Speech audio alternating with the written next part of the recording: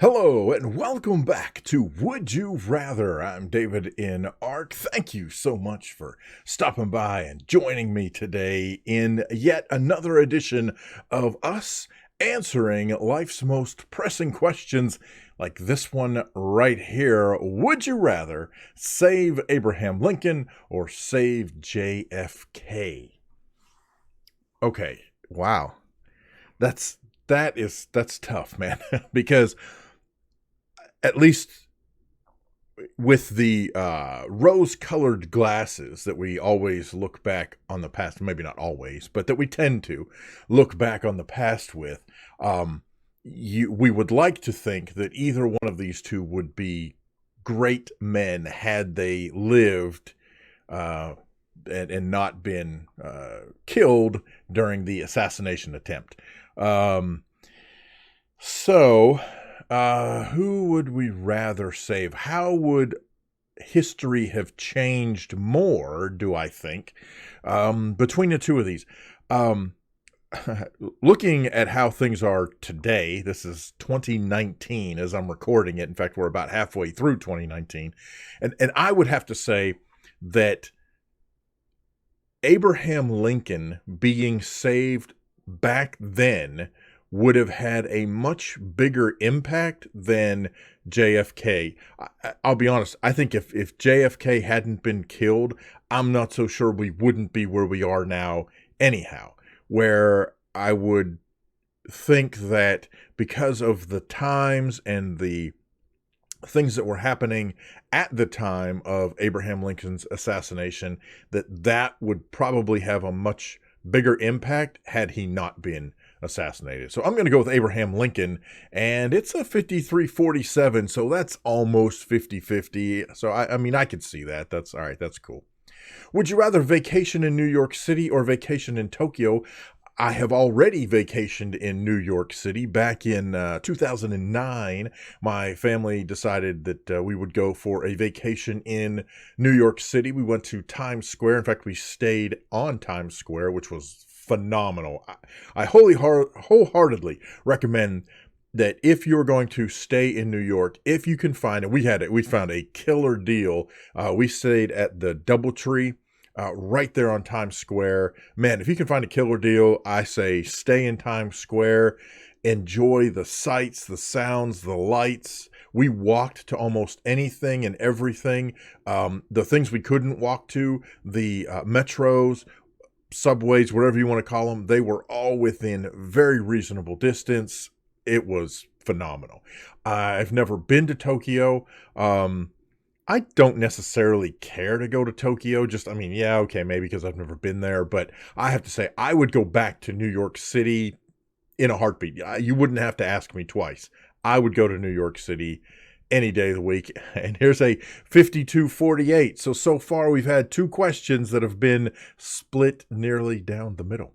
How about that? All right, would you rather have the voice of the opposite sex or have the muscle mass body build of the opposite sex? Well, the first one, the have the voice, and I don't know if I'm pointing to the right place or not. Me pointing, I'm actually pointing to my screen on the blue option. I don't know when you're watching this if it actually looks like I'm pointing at the red option. I have no idea because, things get flipped in camera, whatever. I'm pointing at blue right now. All right, so anyway, having the voice of the opposite sex, which I don't know if you can tell or not, that's actually a little difficult for me. The closest I can get is something along these lines, and it's not really the opposite sex. It's just kind of a higher, liltier version of my own voice because my voice is very deep. So it would be hard for me to have the voice of the opposite sex, although I guess theoretically, let's just pretend that it was a very much higher octave, which I'm assuming that's what they're going for. In my case, referring to male versus female. So the other would be have the muscle mass body build of the opposite sex. The muscle mass body build. Okay, actually, I got to back up. have you seen some of the bodybuilders? Whether you're a guy and we're talking about female bodybuilders, or you are a female and we're talking about male bodybuilders, have you seen those people? Have you seen them? You want to talk about muscle mass and bodybuild? Holy cow. Maybe that's what we're talking about. Maybe I have the muscle mass body build of one of those female, workout weightlifter people. You really can't see what this body is. You don't want to see what this body is. I'm an old dad bod, whatever kind of dude. Bod dad? What? Anyway, I've got one of those dad bods, and no, I mean, if that's really weird. This is such an interesting question because it is so subjective. Holy cow. Because, by the same token, there are plenty of people of the opposite sex who pretty much have the same body mass, body build, muscle mass, whatever, that I currently have. So, and I have talked to women, I've talked to the opposite sex who have voices that are very similar to where mine sits octavely. So, I mean, this could really cut either way. I'm just going to go with, I guess if I had to pick one, I'll take the body muscle mass. Whatever. All right, 4654. Once again, nearly down the middle. Definitely the theme of the day. All right, here we go. Would you rather be a unicorn or a wizard? Well, I don't really want to be a horse, although I've been referred to as certain particular parts of a horse before. I would much rather be a wizard, because that way I could create my own card games. Haha. Ding! See what I did there? All right, anyway. Ooh, look at there! Way more popular to be a wizard than to be a unicorn. Nothing wrong with being a unicorn, just saying I'd rather be a wizard. Would you rather eat 50 celery sticks every day or eat 50 Brussels sprouts every day? And I love the fact that they spelled Brussels sprouts correctly. There is the S in here at the end of Brussels. It's not Brussels sprout, it's Brussels sprouts. Kudos to you. For that alone, I should pick that, but I'm not, because that's nasty. I would go with celery sticks, preferably if I could have them with, some peanut butter. That would be awesome. Wow. Once again, way more people would rather eat celery sticks than Brussels sprouts. Absolutely. Would you rather not be able to taste or not be able to smell? Oh, see, this is a tough one, because part of tasting involves smelling. In fact, there's a couple people that I work with, and they have like no sense of smell, and I mean like zero. They can't smell good, bad, ugly. And that is a huge part of eating, and they even talk about the fact that they don't really know what certain food tastes like because they can't smell it. So not being able to smell would already affect your ability to taste certain things. So, to not be able to taste, but I could smell, that's probably the one I would take, because to me, that's not as limiting as just as flat out not being able to smell, because that would affect taste. Am I making sense? Probably not. Spending too much time on this? Probably so. Let's go with not able to taste. And wow, way more people would rather not be able to smell. I'm very curious if those folks understand the connection between smelling and tasting. And maybe they do. I don't know. But I understand it, and I would rather not be able to taste and still be able to smell. So there you go. Wait, I don't want to smell. Maybe I misread the question. Probably not. Would you rather be a hawk or be a shark? Oh, man, this is awesome. So, would you rather be a high-flying predator from the air, or would you rather be a swimming predator in the sea that you can just rip crap apart? This is a good one. And I'm not talking like Nemo, fish are friend either. No, fish are food. I would probably, I'll be honest, I'd probably want to be a shark, because I think that would be pretty freaking cool. I could be wrong, but I just can't imagine what that would be. I mean, how awesome would that be to be a shark? Now, then again, it doesn't say necessarily, like a big great white shark. I could end up being one of those goofy little sharks you find in a fish tank that doesn't do anything. But I'm going with a great white shark. I'm going to be a shark. Be a shark, be a shark, be a shark. Oh, more people would rather be a hawk. That is interesting. Along with any of these, but with this one in particular, I want to know your thoughts. Which did you pick and why? Why? Especially if you picked a hawk. Why would you want to be a hawk versus a shark? I'm very curious about that, but I picked a shark, man, because that's where I'd want to be. Besides, I like, being in the water. Would you rather only eat KFC for a month or only eat Taco Bell for a month? Well, in terms of variety, they're actually probably pretty on par with each other in terms of their menus. Taco Bell might have a slightly more expanded menu than Taco Bell. I mean, Taco Bell might have one more than KFC, but not necessarily. I mean, yes, KFC only has chicken, but they've got different types. Although they also got the coolest, greatest mashed potatoes known to man. I love their mashed potatoes. I also love their coleslaw. I'm going to go with KFC. I'm actually kind of hungry for KFC now. I might just go get some. No, wait, I'll finish this first. I'm going to say KFC for a month. Oh, look at there. Again, not too far off from a 50-50 split. For those of you that don't know, if memory serves, and feel free to correct me, but if memory serves, KFC and Taco Bell are actually owned by the same people. At one point, they were both PepsiCo companies.